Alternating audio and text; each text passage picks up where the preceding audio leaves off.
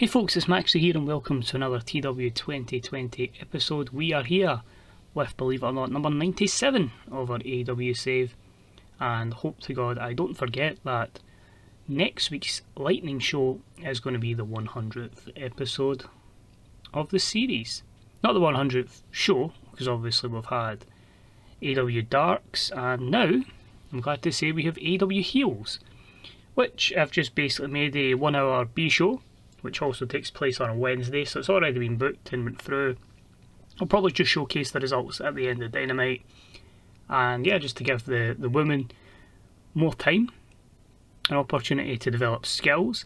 And what I want to test as well is, even though it's a B show, it's on AEW, it's on the AEW Live network, so it's big exposure, so I'm hoping we can maybe gain some popularity from it, but it's something I'm going to monitor. But as I say, it's not just, as I say, that we want. If we can improve psychology through more matches, then we're sorted. We'll still be having, as I say, full Dynamites, Lightnings, and the 1 hour pre-shows are all full as well, because I just sign far too many wrestlers. That never seems to change. But we're on the road to, at the moment, Starfest. Whether that remains a pay-per-view name, I've got a bit of time to decide. But yeah, we're on the road to that, and obviously it's the first show after Revolution. So, without further ado, let's jump into it. So we have 15,261 fans at the Bryce Jordan Centre. And I just want to say, if I sound out of breath, I've just not long done a 10km walk, so I'm a wee bit tired, not going to lie, but out of breath. But pre-show matches, we have Shayna Baszler and her protege, Layla Hirsch, defeat Fire and Flavour, when Shayna Baszler submitted Kiera Hogan. A very successful 54 here that I'm happy with. And you can see there, Layla already up to a 50 performance. That's good, because she's obviously got tons of years ahead of her. So really intrigued to see how we can let her develop over time. We had Ricky Starks defeat Marco Stunt with a Buster Keaton, a 66. So you can certainly see the growth in Ricky Starks, as his performance is a 69. We had Lana Austin defeat Zoe Lucas in 7:55 with the Black Kiss, a 34. I think we're likely to sign Lana Austin to a permanent deal, a written exclusive deal, and I'm going to try and pair her up permanently with Saraya. We had Jungle Boy defeat Kip Sabian in 11:01 by pinfall, was a 59. Jungle Boy, of course, back from injury. Hopefully we can do something with Kip as well. I don't feel too great about where he is in the card, but he's just always been there as someone that's been a steady hand to put people over. But he'll get his chance. And then we had the EU defeat the Dark Order when Claudio pinned Stu Grayson. I think English there. Stu Grayson with the neutralizer, 68. Solid performances from Claudio and Miro. Not too shabby from the Dark Order. We start the show and we just miss out on the 100 promo. Of course, it is the new #1 contender for the AEW World Championship, the Best Bout Machine, Kenny Omega, and he trades words with Cody Rhodes. He says it's been a long time coming, this. The first showdown between the two of them in AEW.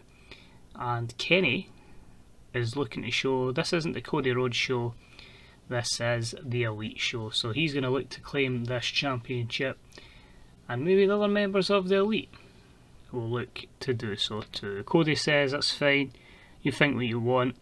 You've got a match tonight, we've agreed it with Tony Khan, we've agreed it with Mick Foley, and you and Hikaru Shida are putting those mixed tag titles in the line.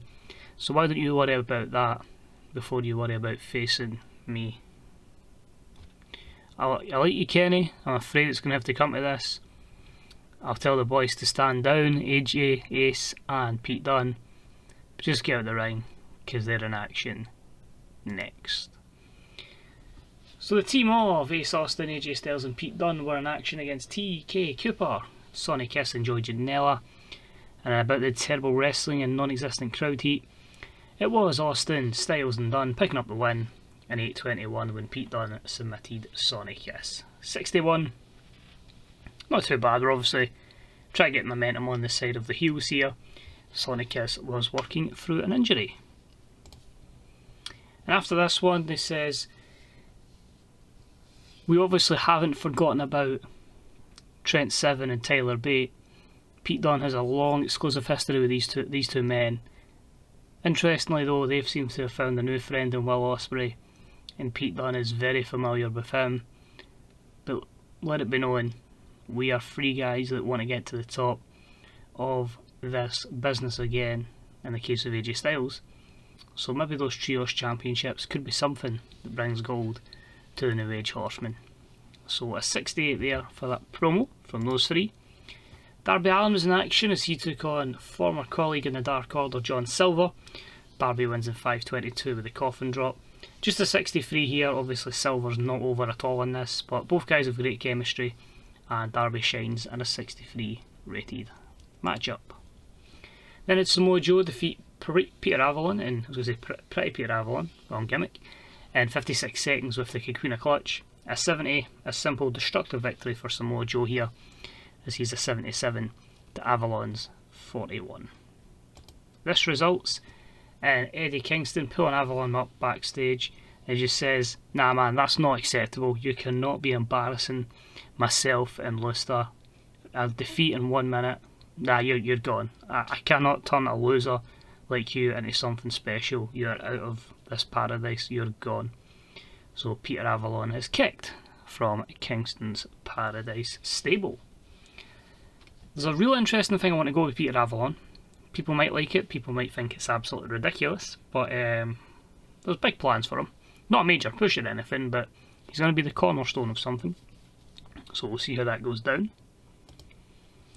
We then had Griff Garrison make his debut in another squash match, just getting all my main people over with good momentum.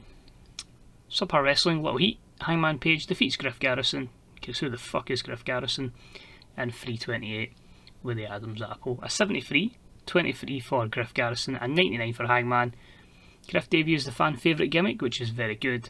Of course the boost here is because Griff and Hangman had great chemistry. Thanks for that one, game. Hangman looked excellent. He's also got a gimmick that's getting stale. I do have a feeling, I just need to find the programme for it, we're probably going to see Hangman as a babyface again this year, at one point. I don't know when, but I think it's got to happen, especially a gimmick getting stale. Moving along, we had Toni Storm team up with Riho as they defeated Ashley Lane and Allysin Kay in 9:13, when Riho got the pin over Ashley Lane with a Northern Lights suplex. A 59 here, the weak link being Allysin Kay, sorry. So my thinking here was Allysin Kay obviously is on the road out, she's not over, so she can take as many defeats as need be.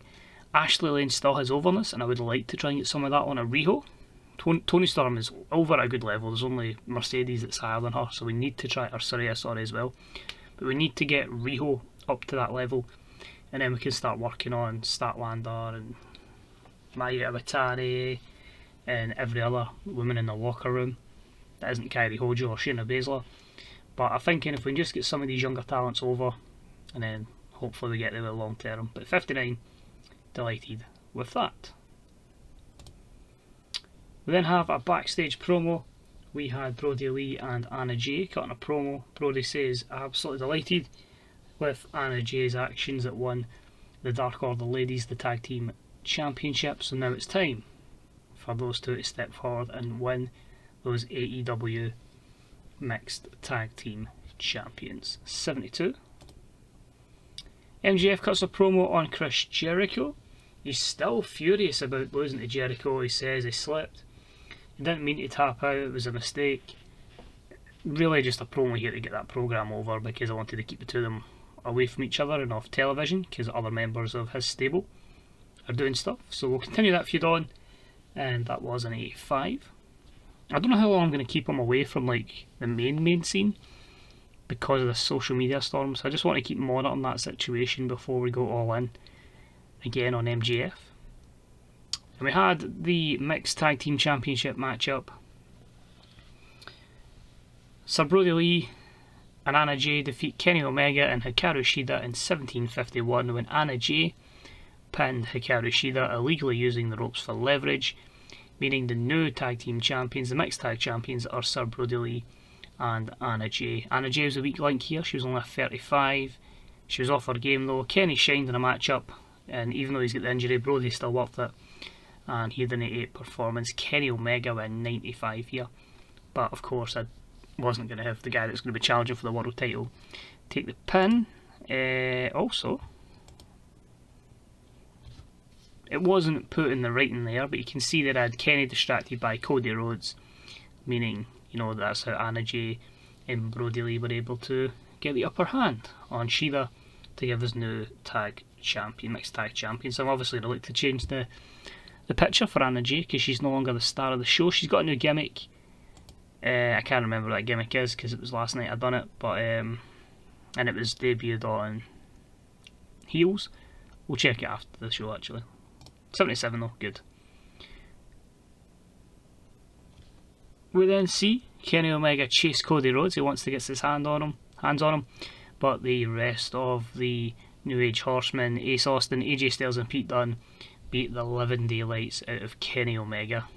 Only a 73 here because it's based on the entertainment of Cody Rhodes and the overness of Ace, AJ and Pete, which isn't obviously at the level we need it to be at.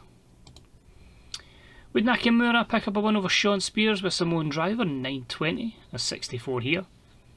Just really giving Nakamura a win on television and some more momentum. We then have a heated confrontation backstage between Wardlow and Luchasaurus, so they've bumped into each other and are arguing. This is leading to something down the line, but yeah, a bit of frustration here between the two big men in AEW. That was a 63. We had a promo from the Bucks saying, you know, they've started to pick up a bit of steam again and they want to consider themselves back in the tag team picture. Hopefully they can get a win in tonight's main event over Proud and Powerful, who'll be teaming with Brian Cage against Bullet Club effectively here. And they're hoping anyway, that they can become tag champions again. This is because obviously not the March event, but the April event might be that tag team spectacular. So we'll see what we can build towards that. But 84, this program's got a long way to go. I'm nervous because I don't know what this main event's going to get. So the pressure is on Brian Cage here. Oh wow. It delivered. Anything that's light blue in segment rain is delivered for me. I'm happy with it. But they had great wrestling and good heat. Bullet Club, which is of course Devitt and the two Young Bucks, defeat Brian Cage and Proud and Powerful in 2059 when Nick Jackson pinned Ortiz with a 450 splash. 88, spectacular. One thing I will say, if you always notice my main events now go over 20 minutes, our product basically says if a match doesn't go over 20 minutes, it's not world class, so it will never be higher than an 82. So I'll always have my main event go 20 minutes, which can be quite a challenge in a 2-hour show, especially when I've got so many talents, but you want to keep getting the pop of the company up around the world, so when we can actually get a TV deal in about 9 months time, we can get the biggest deals possible, because I want to try and knock out 100 matches all the time. I want to see if we can get in a position eventually where we could maybe turn somebody like a Brandon Cutler all the way up to the top just because of the exposure we can give them and properly make a right war of this. Show ends up being an 89, increase their popularity in all regions that we broadcast in, so obviously Dynamite's not in as many places, and because of the TNT deal we can't use the AEW Live network. So 99 was our top segment and 88 was our best match up there. Delighted for Brian Cage. I was worried and he's really delivered there, so kudos to him. And the match I've got planned for the Tag Team Spectacular main event, if it happens, could be something really, really special. Not too much there to add. We'll obviously go over what happened in Heels. So I just had a Saraya promo with Lana Austin over Leva Bates, Yuka Sakazaki over Penelope Ford, Thunder Rosa defeated Tay Conti, Chris Statlander defeated Charlie Evans, and in their rematch it was Abaddon and Priscilla Kelly defending the women's tag titles as they defeated Riho and Mayu Iwatani. So I'm quite happy to do that. A couple of promos, 5 or 6 matches, giving the women more of a spotlight. So first and foremost, the Anna Jay gimmick is now Pretentious Artist. Overness is a bit all over the place. Some places she's 29, some places she's 41, but she's getting over. Slowly but surely, started the year at 15. I started last year, a year ago in game 15, 10. You can see there, the big one. So that was southeast where we're at. She's 41, so she's gained over in this. Most in obviously our home area, so that's good to see. Hopefully that can continue, and if we can keep getting those attributes up. Let's look at that quickly. So Brawling's up 3, Rescue's up 7, Hardcore's up 7, Technical's up 3, Aerial's up 7, Flashiness is up 3. I don't know when, I think I did import her into the mod, but even at that, she's still going to be one of those ones where she's still going to take a lot of time to develop. Psychology's up 4, so that's a good sign that in a couple of years that could be at the 70s. And obviously experience is up to 22. It's a shame it only gives you the last 12 months, sorry, rather than your whole time scale, but I think that would slow it down massively. Johnny Gargano signs, perfect. I was a bit iffy in signing him initially, but the guy has the psychology that I would quite like to have in our company. Contracts been offered to Sami Zayn. Walter popped up, and again I was a bit iffy because it's like, would Walter make the jump? But look at the attributes. Brawling, Rescue, the psychology stat was a straight, I have to get this guy, so hopefully we get him and Sami. But we might not find out about them for a few days. So other news, Mercedes is back from injury. Hangman says Ricky Stark's a natural talker.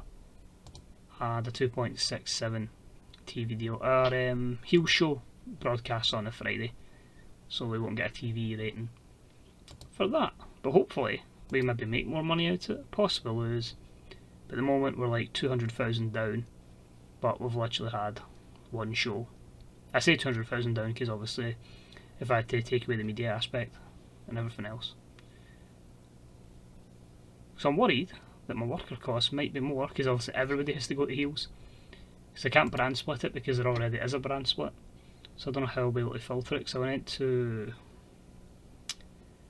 events and TV.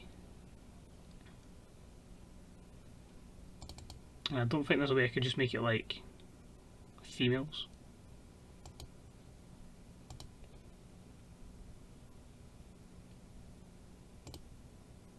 Nah, I don't know, there isn't that.